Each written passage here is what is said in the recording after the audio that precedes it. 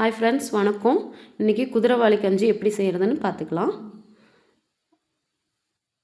அதுக்கு தேவையான பொருளெல்லாம் ஒரு புதினா, 2 பூண்டு, ஒரு பட்டை, ஒரு ஸ்ப்ரிஞ்சி இலை, பச்சை மிளகாய் 5, சின்ன வெங்காயம்.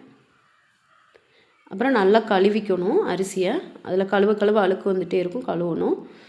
அதுக்கு தேவையான பொருள் எல்லாமே நம்ம அதில் ஆட் பண்ணிக்கலாம். கட் பண்ணி ஒரு கப் அரிசிக்கு 4 கப் தண்ணி ஊற்றணும். உப்பு தேவையாக போட்டுக்கலாம்.